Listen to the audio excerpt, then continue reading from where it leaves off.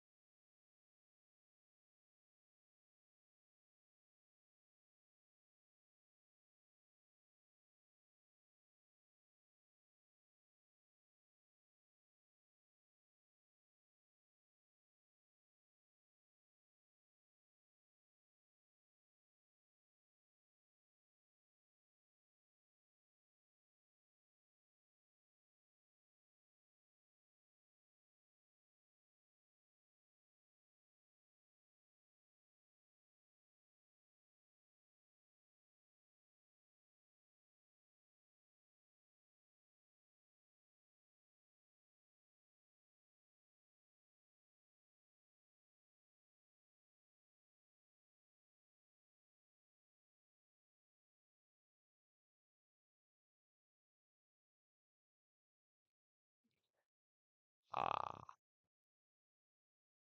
why does it not want to work?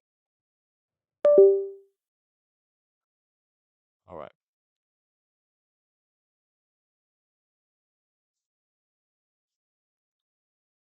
So thank you, George. Appreciate you, man. Appreciate you being in my existence on this crazy, mundane, sometime path. Um, Let me just do a mic test. Whoa, whoa, whoa, whoa, whoa, whoa, whoa, whoa, whoa, whoa, whoa, whoa. Okay. Yeah.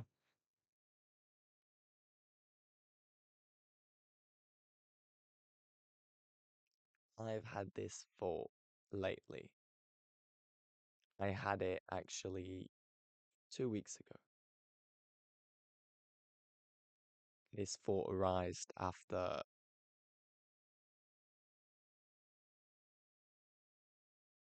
a seed that was planted when I first became Alfred. 'Cause,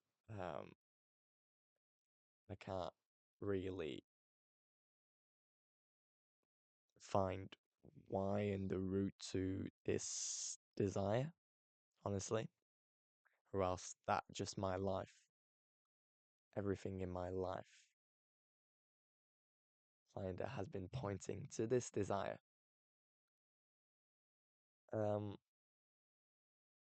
3 weeks ago, I had this thought, and I was I was just watching. No, we'll do this well. Do this well.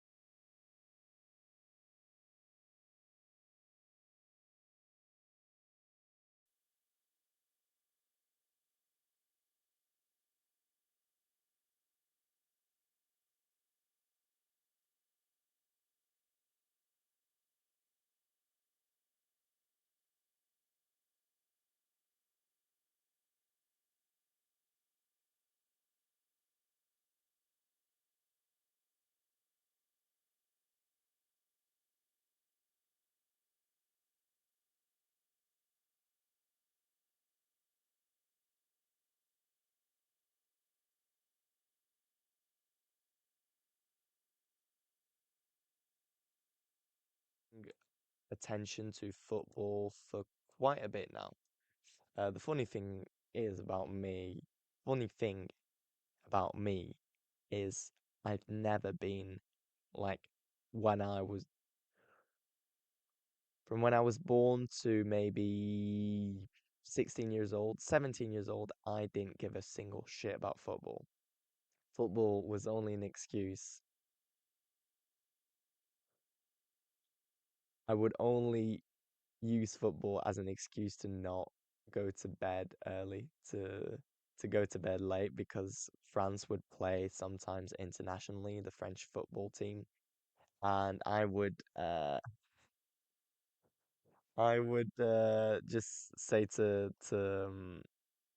my mum and dad that I really wanted to watch the match with my dad and all that, and so it was just an excuse because I really didn't care at all. I found it very, very boring and felt like, why are they taking so much time to just put the ball in the net?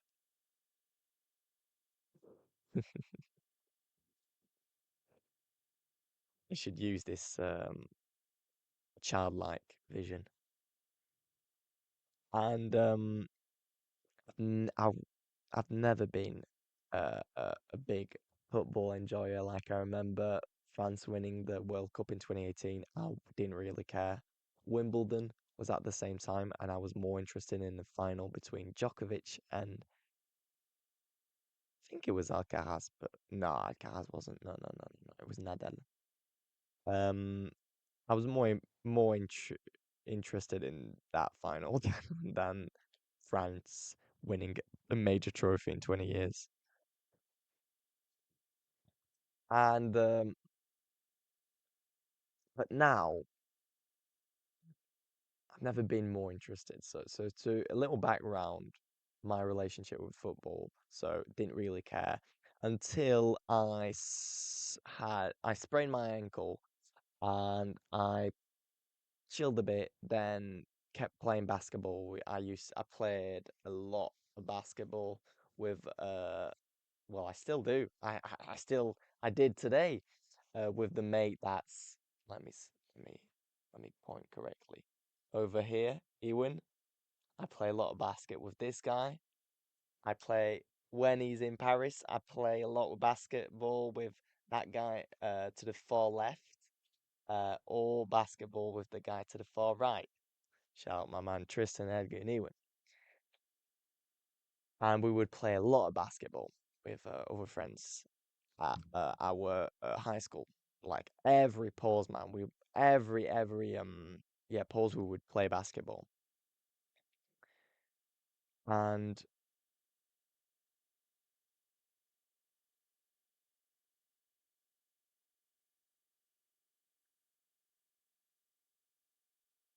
I sprained my ankle, but continued to play foot basketball because I didn't really feel the pain. So let's continue until the moment where it was too painful, and I was like, shit, something's wrong.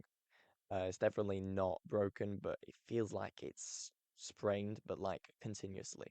I have the feeling that it's sprained, but continuously. So I went and checked it out, and somebody said to me that I might have arthritis when I was 18.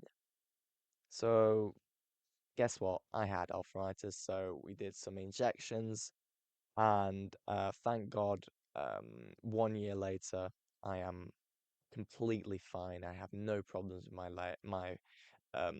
my feet, my right foot, I think, if I remember correctly, on my left foot. I have no problems. I'm so thankful that I'm able to just move my body and exercise. I'm very grateful for that.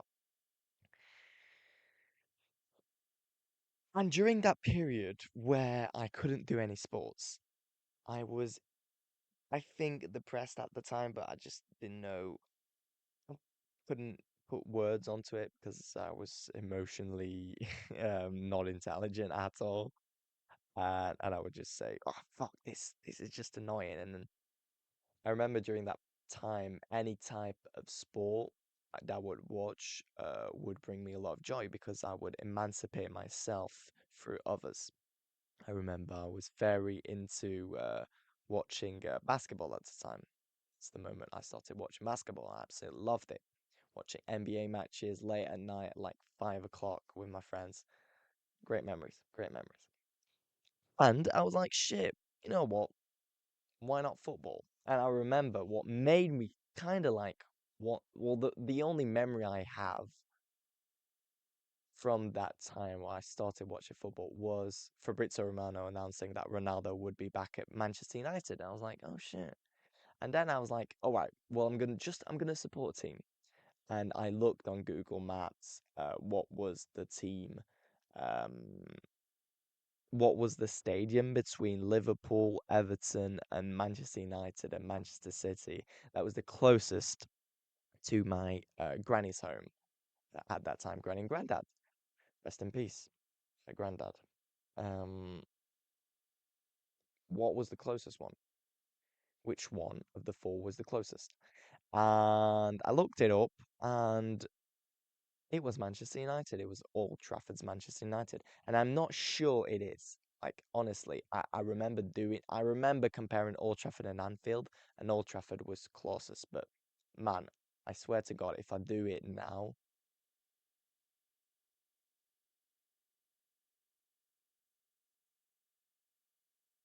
just have to trust me because I'm not going to show my granny's home address, even though nobody's going to come and dock her. But let's do it. Maps.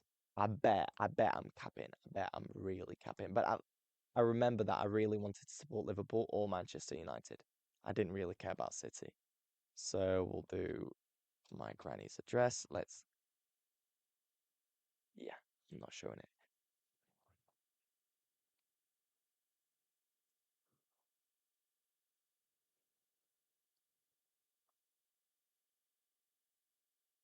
All right, got it. Well, surprised I know it. Then Old Trafford. Let Trafford, Old Trafford. All right. In kilometers, 23.2 miles. 23.2 miles. Anfield. All right. Anfield is it's not that close. It's 39 miles from my granny's house. And oh man, really don't want this to. Let's do the Etihad.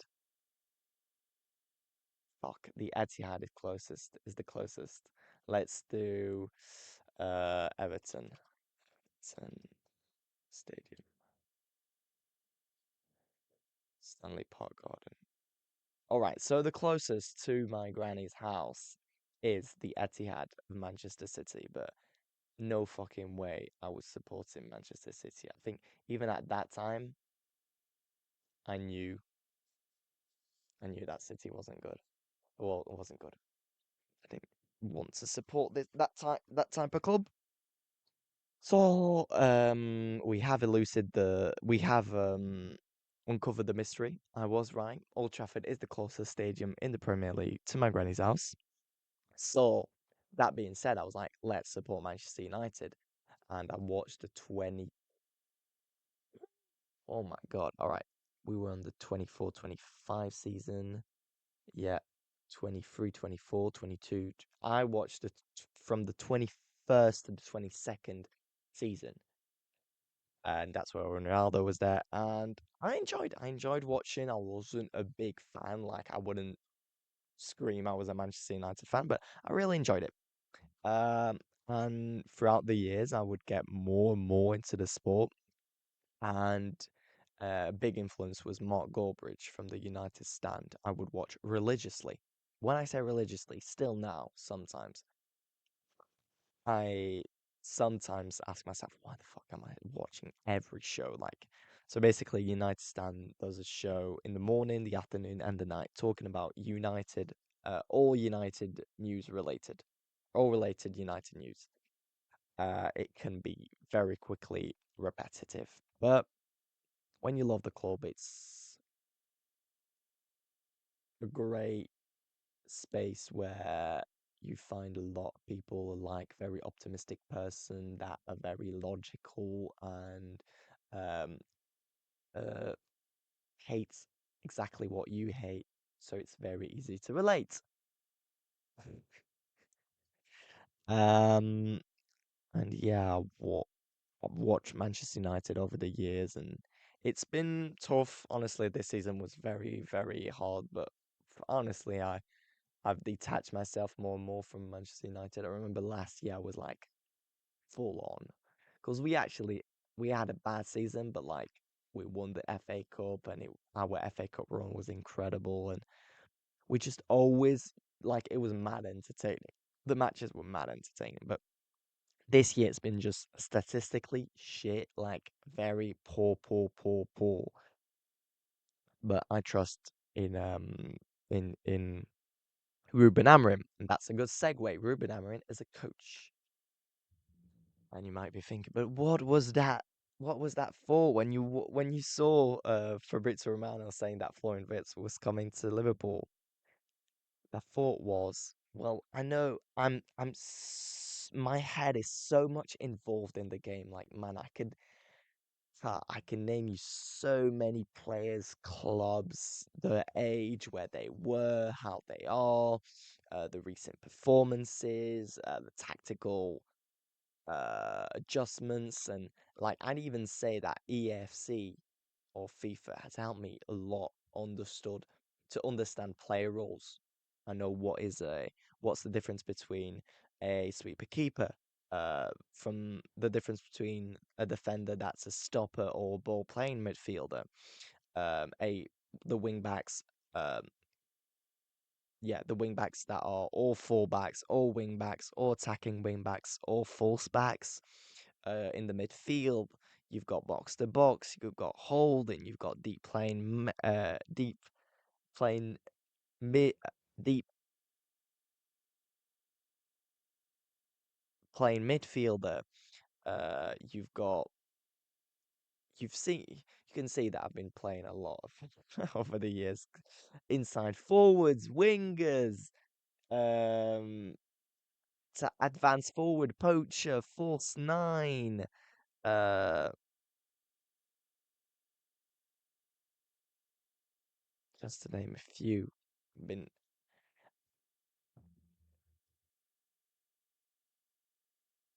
I think I know a lot about football now. Like honestly, before I used to really be a footix and just be know nothing. I think now I can have a conversation about football with anybody.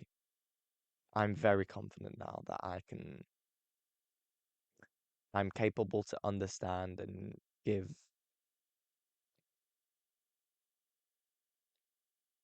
an opposition I can nuance. I can give a constructive opinion on football and the way it's played and all that. And it's all of that that's made make me think, oh shit, Alfie, I know that I'm never gonna be a football player. Well, a football player that's gonna play in the big leagues. I could still become a football player in the national leagues or things like that, but it's not something like the it's not something that I desire and see myself doing. But something that I can see myself doing that I really appreciate, really love, and if you lot follow me on Instagram, I did a video where I was passionately saying that you should follow dreams. Well, the dream that I was talking about was to be a football coach. Man, you if you had told me like 3 years ago when I was deep into skating that I was like, I want to be a football coach, or at least I find find it so interesting to understand, uh, find it so interesting to listen to coaches and football coaches and to understand how to win, stuff like that. It's really interesting for me. And also it's a great way to, it's how to say? I just know it feels so fun. It's very fun. It's really fun because I've often had like a very stoic Buddhist mindset of life that uh like I don't know how to say that. I wouldn't have thought that I'd be saying this, that I want to be a football coach. Like it's mad for me to say this. And I really wanted to say it out loud today, and expressing it for you lot because it's actually not that mad. It's just really something that like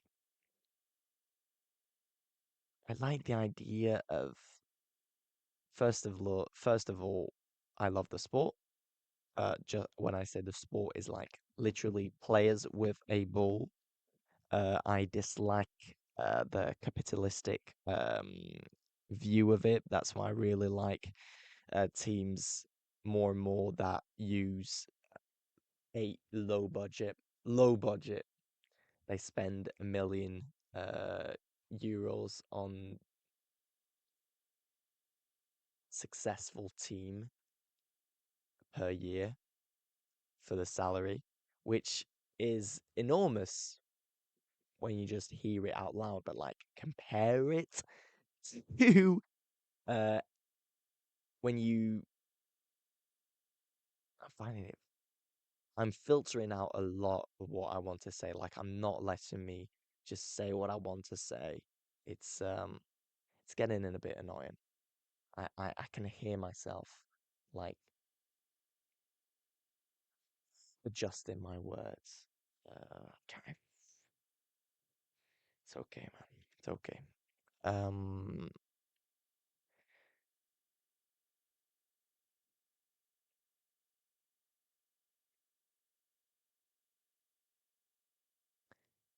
I really when you look at the market, when you look at the how football teams, big football teams are structured, big football teams like the best of the best has an enormous high salary um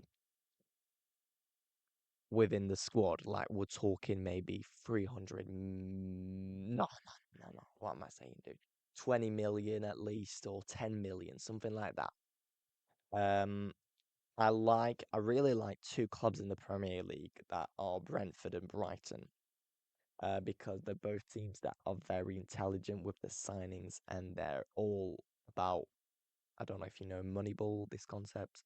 Um, so it's finding margins in the sport. So finding just little, um, I am kind of talking about from my ass, but maybe it's that.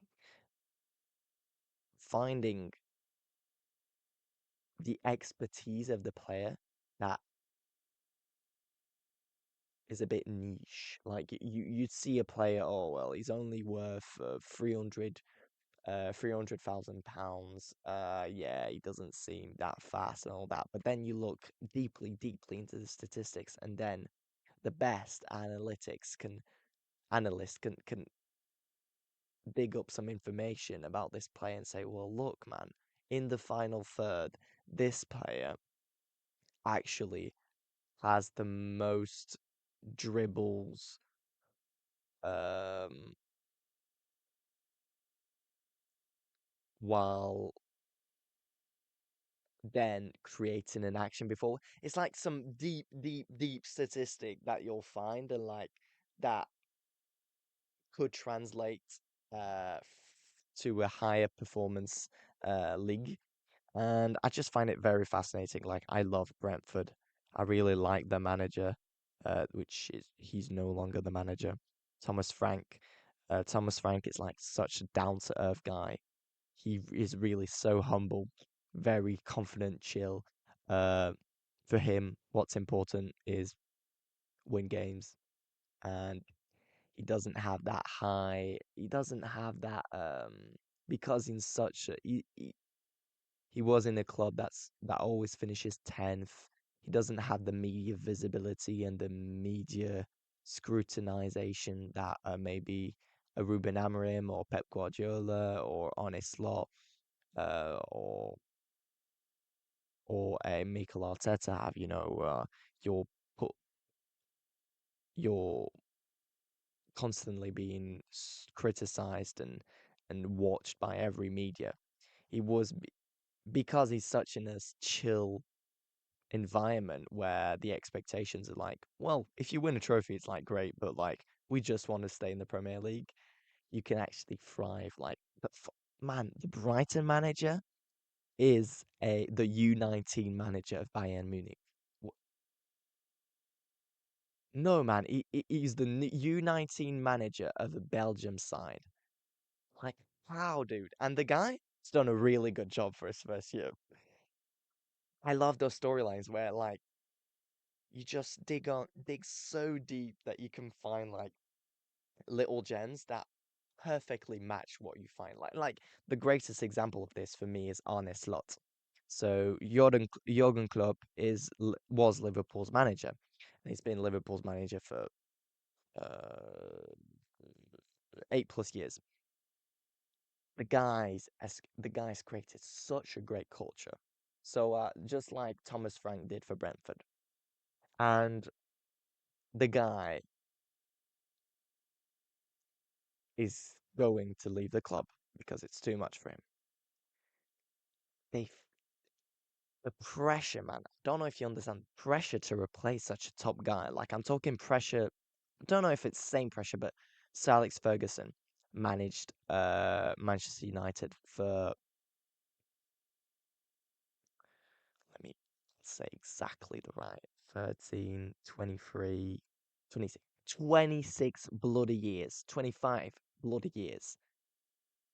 The replacement for him was an unsuccessful manager that was just kind of um, on the radar of big clubs, and it was the next best thing and all that.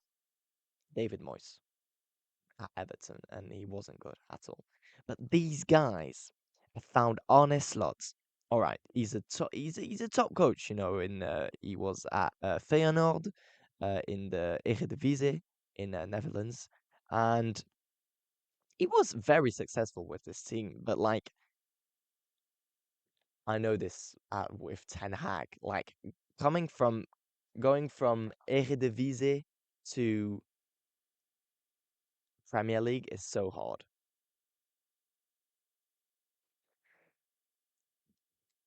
So I just so all this to say that Arne Slot then comes in and bloody wins a Premier League with such modern tactics, entertaining tactics, and with great leadership. Uh, and I think I now have the lucidity and awareness that I think you can also thank Jurgen Klopp for the Premier League Liverpool one because man, the culture he created with the players that are still at the club. Talking Mo Salah, I'm talking Virgil van Dijk, I'm talking Trent Alexander-Arnold, I'm talking Ibu Konate, I'm talking Curtis Jones, I'm talking Harvey Elliott, I'm talking Hallison. They're still there, and they're the same players. Jurgen Klopp created a culture and created such a captain group of Mohamed Salah, Virgil van Dijk, and Trent Alexander-Arnold. Immense, immense credit for that man, Jurgen Klopp, man. Even though he's fucking working with the evil LVMH guy now with Red Bull, but I'm reading a football book right now. Very, very good from a T4 Athletic. I really like the videos. If you haven't watched them, let me show you. Boop, boop, boop, boop, boop, boop, boop, boop, boop. T4 Athletic.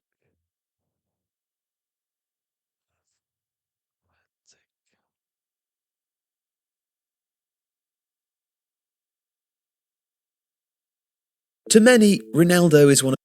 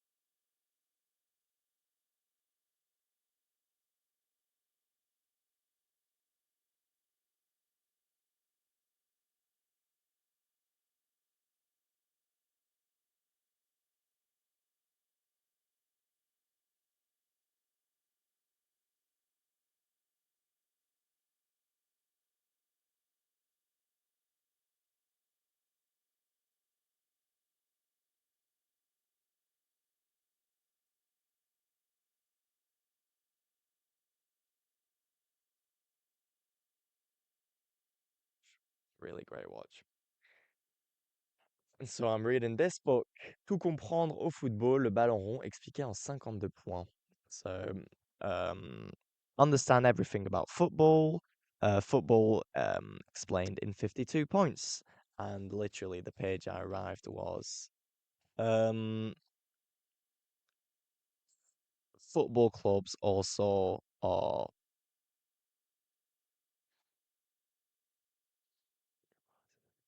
enterprises. Yeah, football clubs are companies, malheureusement. And understanding that at the end of the day, they want a win because financially it will give them more money. So funny that the page I stopped was. Oh, no. So that's one thing I really dislike, but at the same time, like, man, I'm just living the human experience. This is part of the human experience.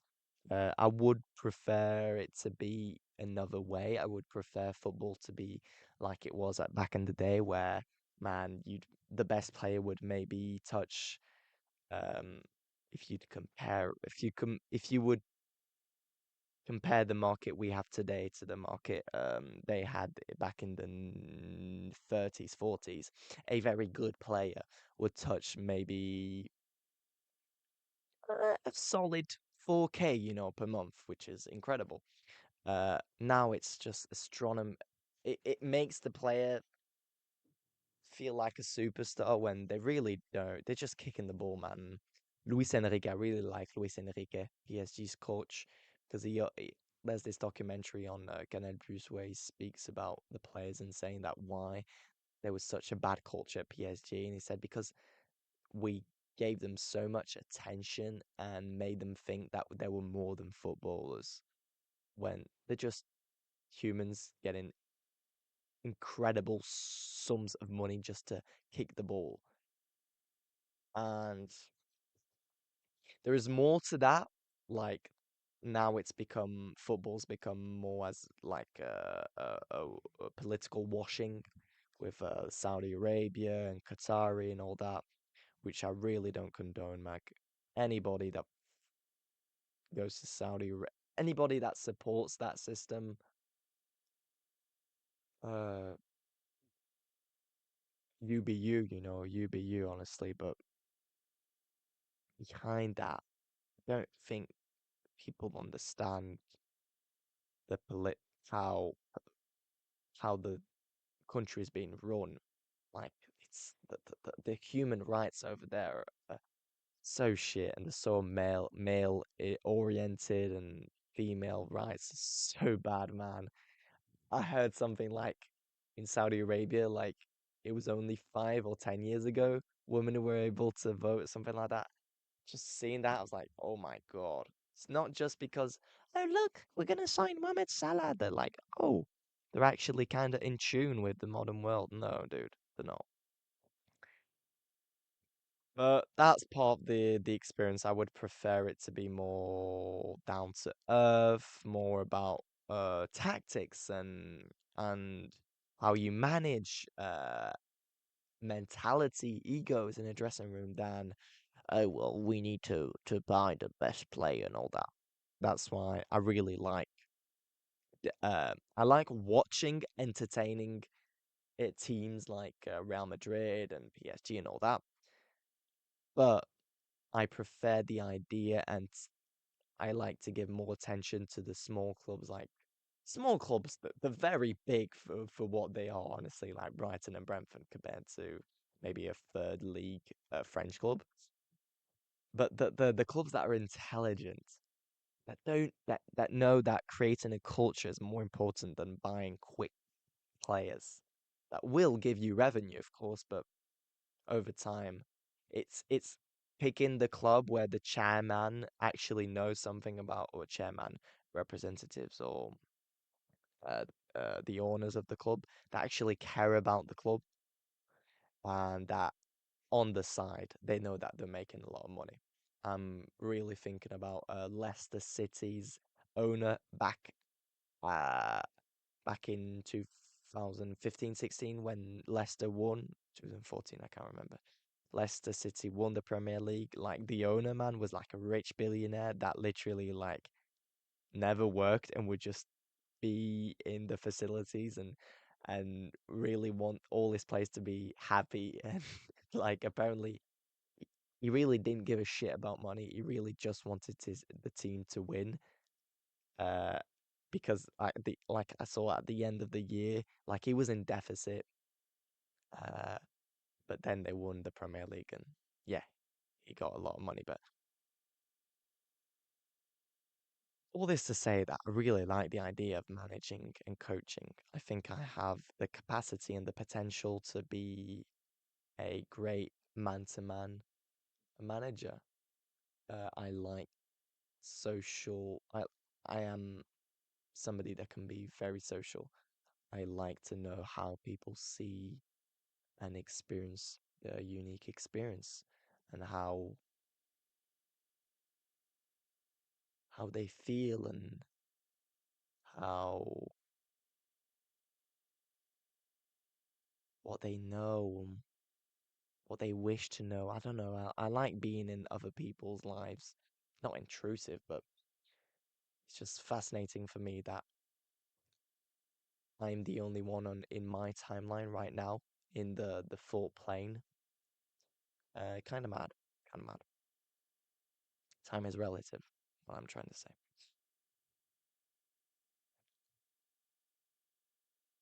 And me talking about this makes me feel that it's still mad, this idea, but it's actually like very plausible because I do not have like a big desire to get to the very top level. Like, of course, it would be very fun, but I think the level of fun you'd get from a top side club in like any top five leagues right now, Liga, Premier League, Bundesliga, La Liga, Serie A, and all that. I think you can get it in a very lower, in like fourth division football in England. You know, it's just that the simple action of um watching a play that you told them to do. Like just today, I was playing basketball with my friend Jen, and I was teaching her along the way, like trying not to mansplain. I hope she didn't think it was mansplain, but I was trying to teach her like why every time I could just find a space to go run to the basket and score a 2 point. We're playing basketball. And so I kept doing drills with her. I was like, look, every time, look at my feet. Where are they pointing? Go to the other direction. I really just enjoy to watch and give advice when needed. I like to help when needed. That is very important. The need. Not every person want to hear what you're about to. You don't mansplain what I'm trying to say. Don't mansplain, dude. I really like that. At the same time, I just like the sport. I like just the idea of moving and how it's just a chessboard, but like you actually have 22 humans moving with one single ball. For me, it's just mad that, like, when I think about it, it's mad winning like such a big trophy like the Premier League and trying to share one idea, share multiple ideas, but do it in different ways so that different people can understand you, you know. Trying to find the best way to share your vision. I find it mad that like a full squad can be so determined and know exactly what to do. That for me is culture, and culture is not a quick solution. So I'm very passionate about that right now. Very, very. I bought the book I just showed you, and this book that I'm enjoying too. I like that my webcam is automatically mirrored. That's very cool. And this book is very cool because it is like a nerd version the football book.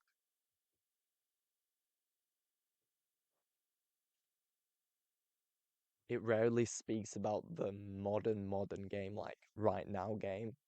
It really likes to go like deep in the past to explain why the fullbacks are moving like they are now and how like a Hungarian manager, well, an English manager that managed a Hungarian team, like kind of changed football. Like there was a time where people played football and just the game was defenders. There were two defenders.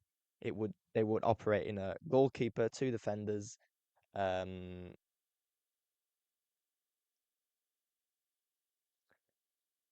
two midfield,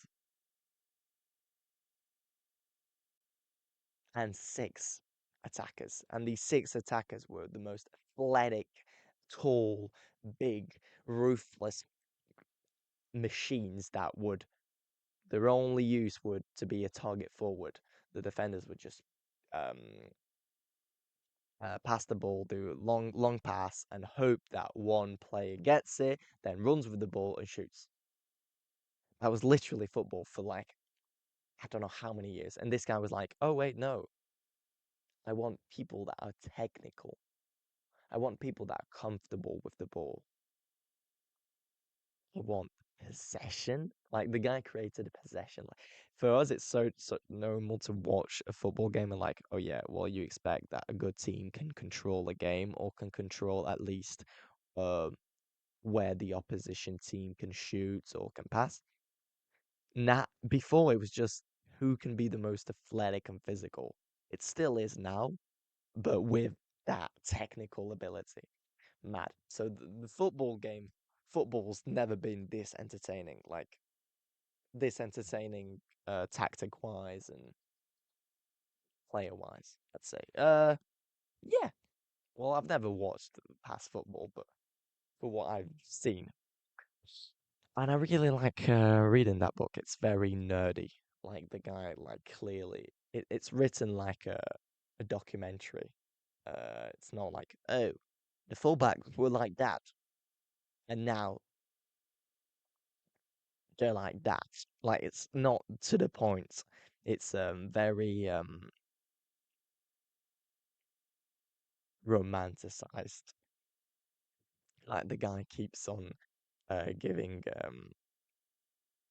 some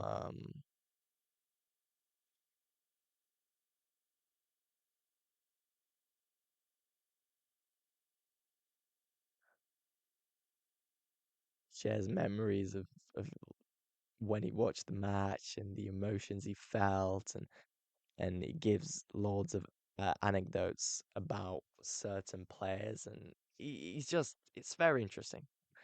Um and I really want to cut myself another book that's called How to Win a Premier League. And it's about how Liverpool won the 2019-2020 Premier League. And it's basically, they talk about Moneyball, how Moneyball was created in the Premier League. And basically, Moneyball is, as I said before, is like using statistics and little margins to win a game. Like understanding that corner kicks are useless, you have more chance scoring from a throw in than a corner kick. That's an information. That's one thing. I'm saying it out loud. Yeah, I'd like to help people improve their game. Uh, and not as a player because I've never played the game, but knowing, trying to learn more and more about the game and giving an objective, giving like a thought view of how a player can be more performative, can feel better on the ball, can can express himself more. It's giving the tools for them to express more, can apply that at any level. and to have fun, honestly, to have fun and win games. Um, I can't. One part of me really wants the ego wants the fame. I feel like I can feel my ego wanting the fame, the media attention and all that because I've always been somebody. I created a YouTube channel because I like the idea of showing myself. I know that my ego always likes to show himself. It's literally the point of the ego. Um, but I remember I was before I did a meditation with a community that I'm in that I really enjoy, creative freedom community that George Poulos has created. He just before the meditation, I was like, I want to be a football coach, and it was mainly because of the fame and media attention, and I'd be like a sick guy, and like I'd do tactics and wear a cool shirt with my name on it and all that. And then I meditated, and I forgot totally about it, and just I during the meditation, I naturally connected to a feeling of love, a place of love. And after the meditation, I had the same thought of wanting to manage, but this time it was like, it was just to help the player, to help the team.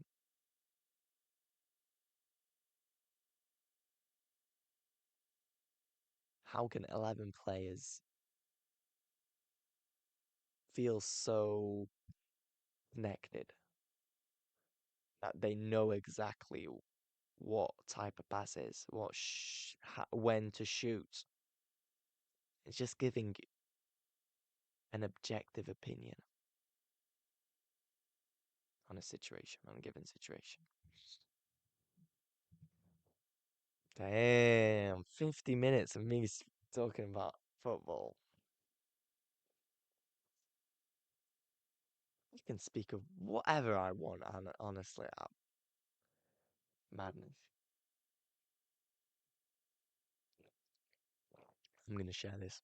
You know why I like felt a certain fear posting content that wasn't revolving around spirituality or philosophy or Buddhism or mindfulness. I was like, it's not aligned with the idea that we are not our egos and we are a oneness. And I was like,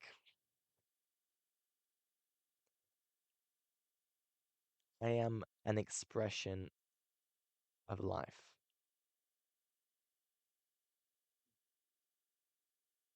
Yes, there's an awareness to it. I can be aware more or less about that expression. And I know that I am less aware that I used to be. But that's also me trying to get back to the status quo that I was before, and that no point doing that. And it's also me getting more into the human life, the human experience, like like, I relate so much more to humans now, to other people in my life. And like I know what it feels like to get crushed by your ego now, like deeply. I know what it feels like to even forget the difference between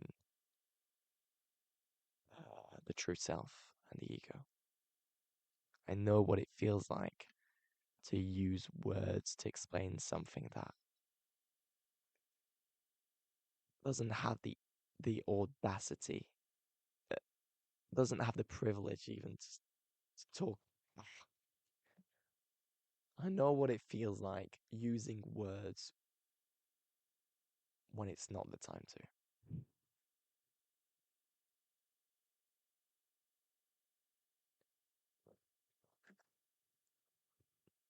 And my dad always says to me, says like, I don't understand. You're talking about Buddhism. You're searching for the truth constantly, and then you want to, then you want to be in working football? Like what? It doesn't seem like it seems so opposite. I'm like, yeah, that's I think what I can add to football. Can add a little bit of mindfulness, man. Imagine doing like um future self meditations with players. That could be wow. Oh my God. No, Anthony Gordon, he's a Newcastle player. He's big on meditation. He says that he prefers to meditate than to lift weights. Wow. And that he prepares all of his games in his head. And is he successful? Yeah, kind of. Okay. No, we'll see.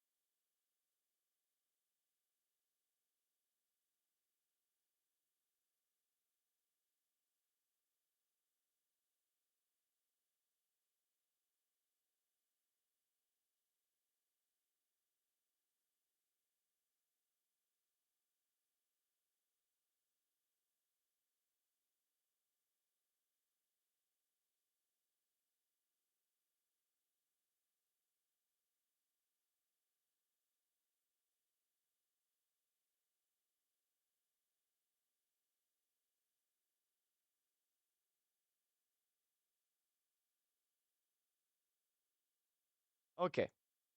Um. Oh man, I should talk more about football. I really like. Yeah, yeah. Why not, dude? This is a channel, just an expression of what I want to say.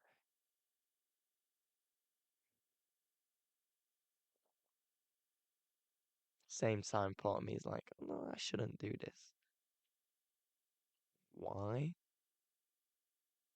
Doesn't feel aligned. Okay,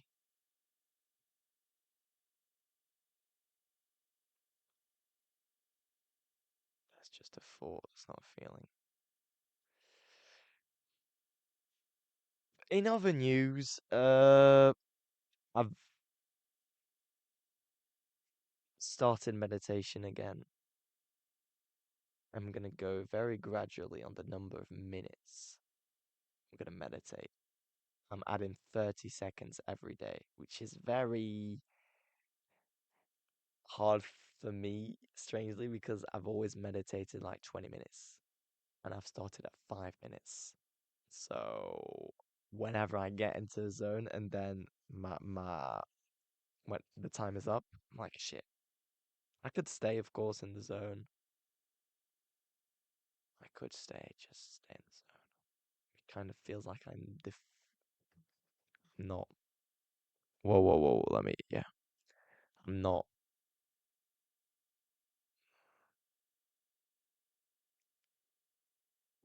Yeah, I could just stay in the zone.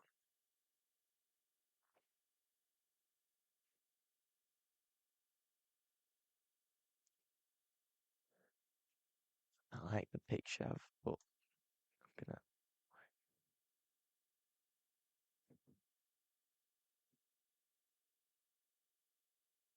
let's look a bit. Photo. You've got cat. So where my head is where I'm gonna talk. There's a cat. I really like that cat. It's my cousin's cat. There's me dead right here. That's when I was uh, uh dead. I was just hiding in my editing room at my school. Cinema school, very funny. That's Tristan a picture. I really like taking pictures of this picture. I like taking pictures of people like what's his name? Freaking out, what's his name, man? Ooh, la, la, la, la, la, la. Brian De Palma. Like Brian De Palma. I really like when Brian De Palma. It's called a side shot, I think, or dual shot.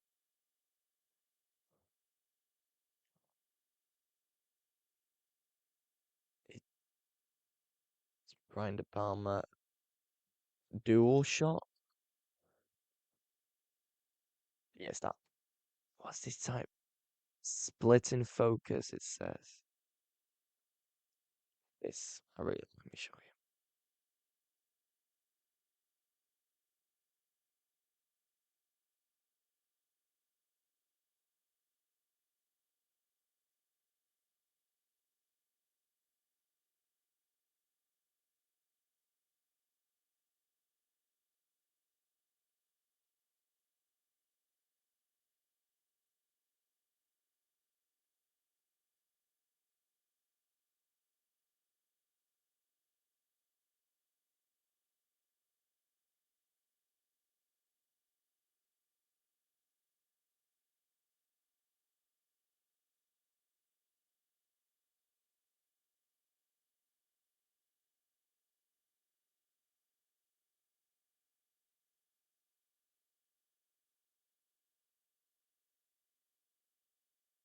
A vibe.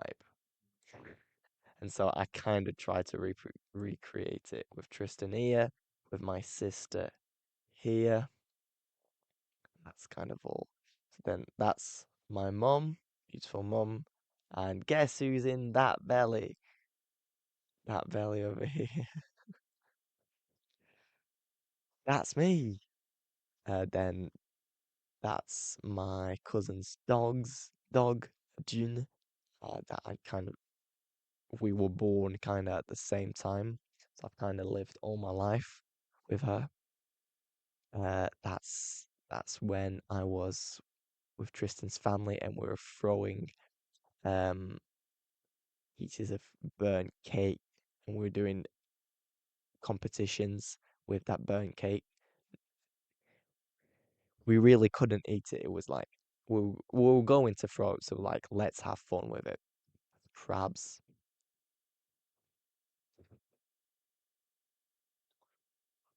But Ah, t'enregistres un truc? Ah merde. ouais, bah, tu peux. C'est pas grave. Ce sera dans la vidéo. Oh, bah, génial, c'est le fiston. Ciao. Thanks. Voici. That's so we were doing that. That's crabs. That's Olivia. That's Ewan and me on a ship in Amsterdam. It's Edgar right here with a Lego set. Valentine, Camille, and Barbara Gombin. That's my old cinema teacher. Another dog I pet sitted for a while called Cleo. That mosquito. Where the motherfucker at? I'm not trying to find it. Then you've got some friends at Suger with Victor here in front. You've got Arno, my cousin, Edgar and Ewan on the far bottom. Edgar sneezing. My dad, who you just saw right now here. Me being such a Indian Sigma male at an Indian wedding. Very, very fun. And my cousin Vincent, my cousin Arno, and the dog is this guy over here. I think I talked about everybody. Um, yeah, so in other news, yeah, I'm picking up meditation because I find that my focus is um I really didn't want to start back meditating because I had to meditate. I really have understood that meditating just improves my focus. When I'm focused, I live in truth. It's as easy as that.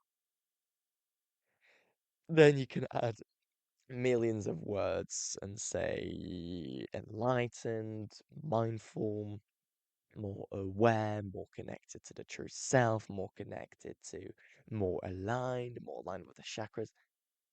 I am most focused. I'm most focused. I see more, hear more, feel more. Stops there. Also, I feel like I've lost my memory and I'm less intelligent than before. And I was asking myself, is this because I have stopped school and that now only do manual work? I do way more sports. When I'm doing woofing, um, I'm literally only taking, well, I'm only using tools. I'm not using my brain. Never using my brain. It's like maybe I'm lost my memory and my intelligence because I'm not tinkering with it. I'm not giving the brain things to exercise with. Like I remember I used to have this app from my friend Edgar. It's like this app that scientists created where it's like games that really improve your brain and your focus and your attention and it was so good. Like I remember using the app and feeling very energized and focused after playing the games. I should do that, but I think also I'm just oh yeah, also I'm scared that I've lost a bit of my memory because I smoked weed. Then I was like, man, in this calendar year, I've maybe smoked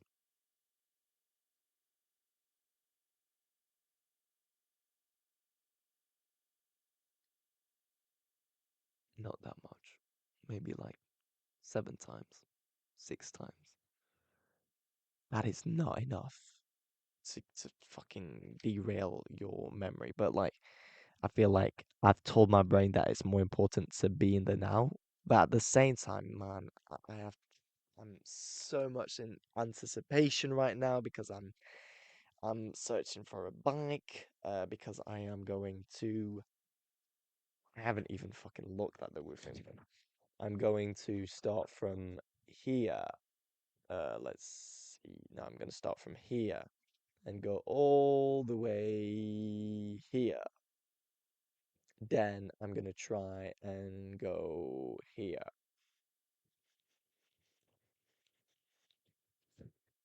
Um, that's the plan. Visit England. Come back to me roots. Even though I am physically, I've lived most of my years in France, but let's say cultural roots.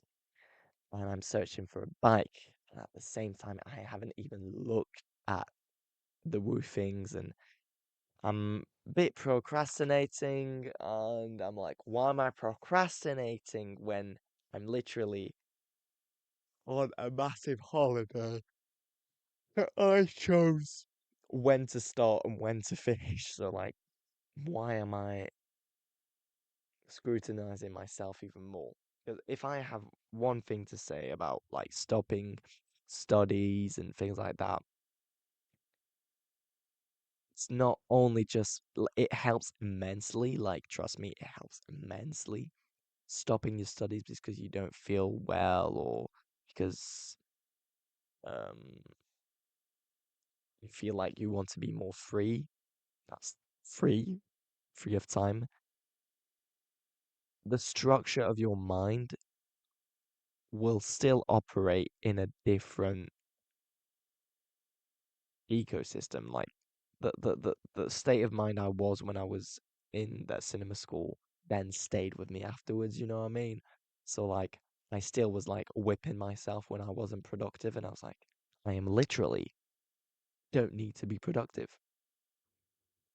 But still, it's just then that you realize that, oh shit, well, it's not externally that you have to really like it helps immensely changing things externally, but it's internally that you have to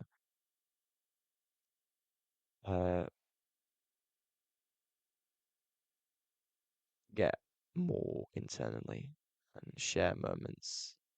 Just be on your own and listen and feel what it feels like to be you. And then um, see if your ways of thinking are helpful or not.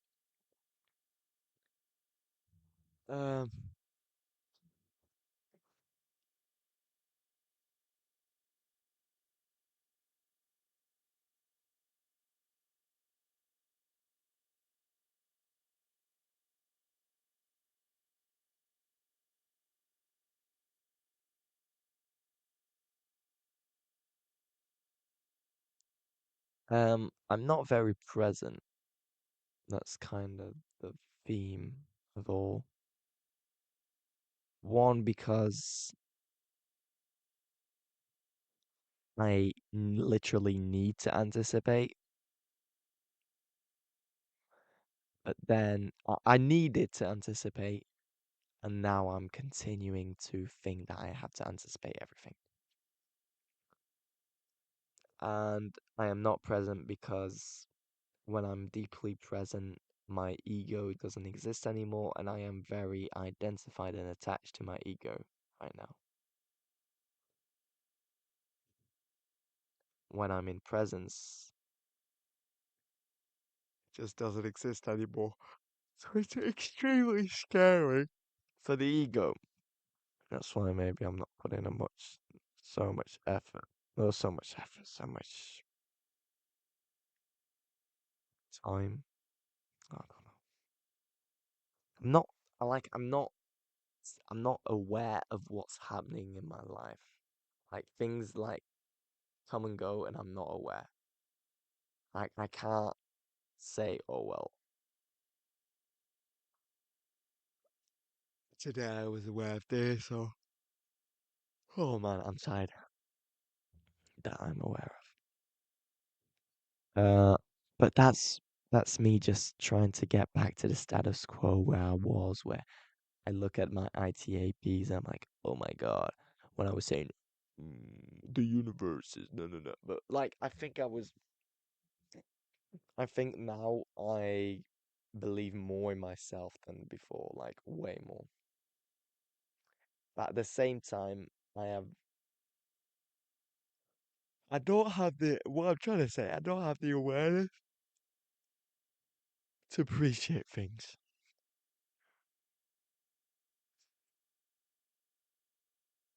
I think I should let go of the status quo, accept where I am, um, accept how I feel. This part of the path is unique, and I am just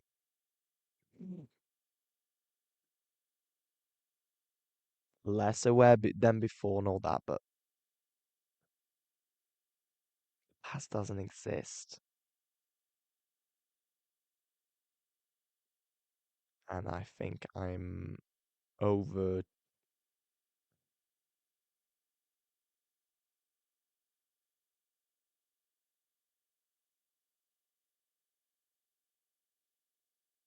over analyzing myself too much.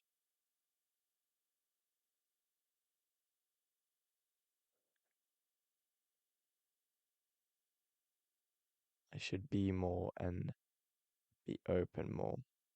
I'm I'm a bit more closed now because I kind of want a certain outcome. I don't remember if these past few days I had a day where I was like, actually, I'm okay.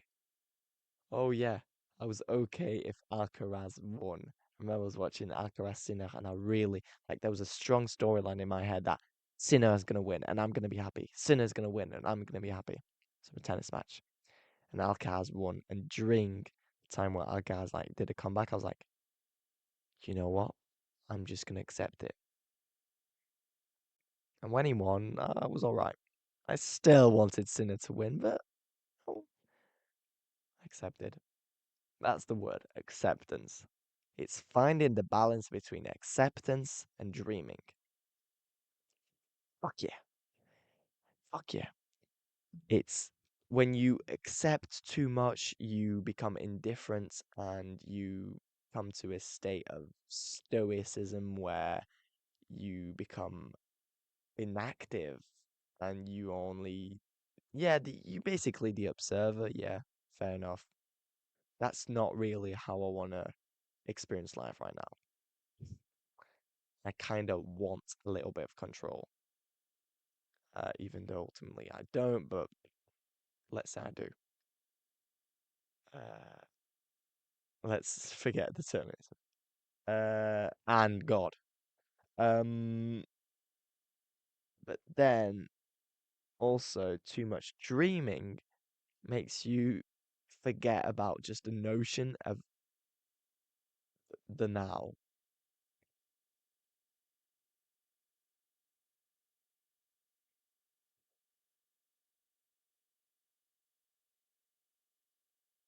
Now,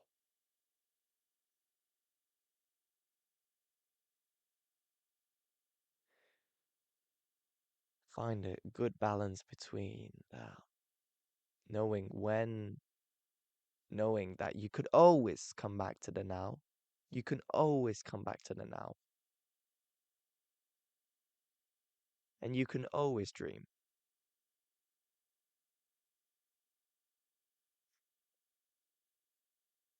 Maybe it's picking when to be in the now and when to dream. Maybe you can do both. I don't know. This has been a thrilling change. I've really liked expressing myself today. I felt like I really needed it. Like, I feel like something's like I felt like pressure.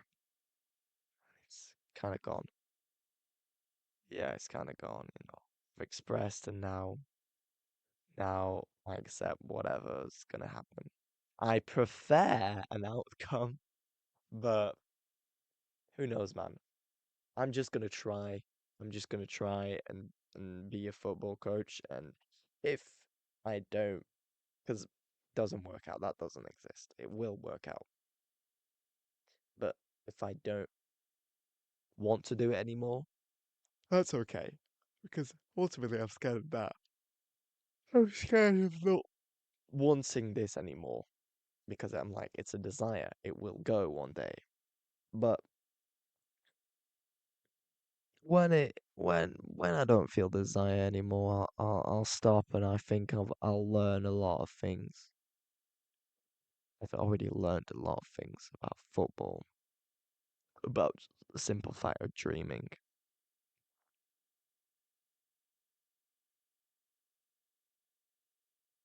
But right now is important.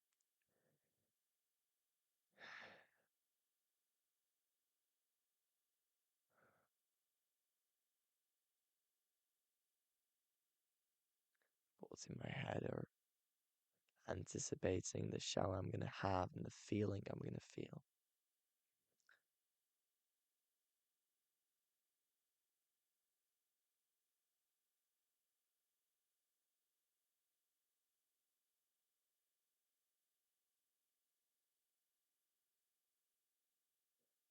Thank you for listening.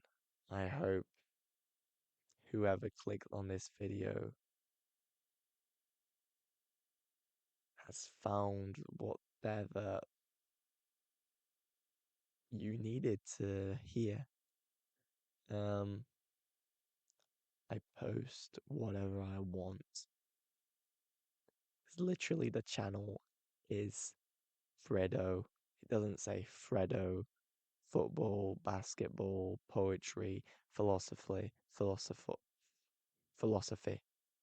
crayons, books, lectures, zombies. It says Fredo.